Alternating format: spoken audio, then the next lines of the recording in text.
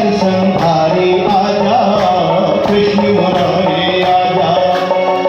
अनसुनी हो गई भारत माँ की गोद भरे घनश्याम, सुदर्शन धारे आजा, कृष्ण मुरारी आजा।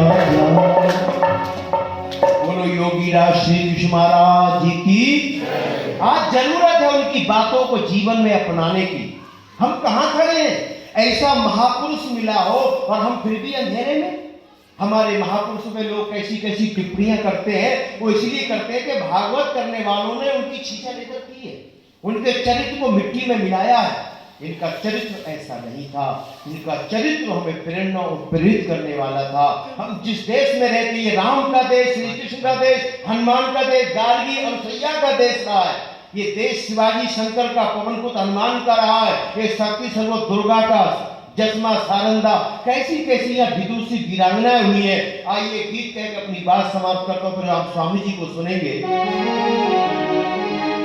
कि हमारे देश की महिमा बड़ी निराली है, सबसे पुरानी है, सबसे सुहानी है। हमारे देश की महिमा इस देश का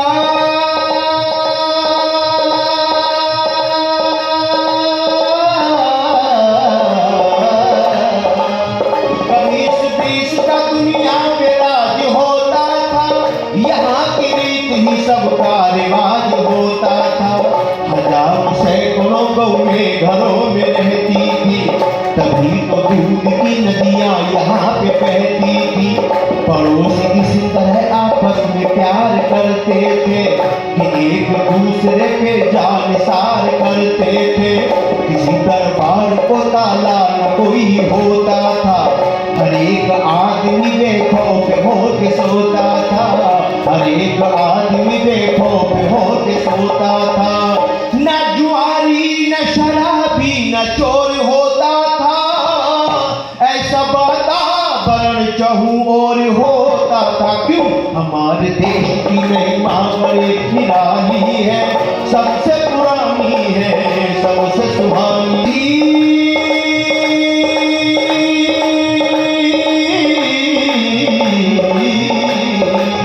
हमारा देश ही मालिक हर खजाने का, यही तो सोने की चिड़िया गुरु जमाने का।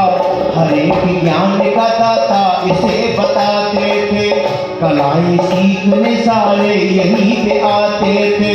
ऋषि मुनियों का यहीं पर निवास होता था, ज्ञान भंडार भरा जिनके पास होता था, ज्ञान भंडार भरा जिनके पास होता था।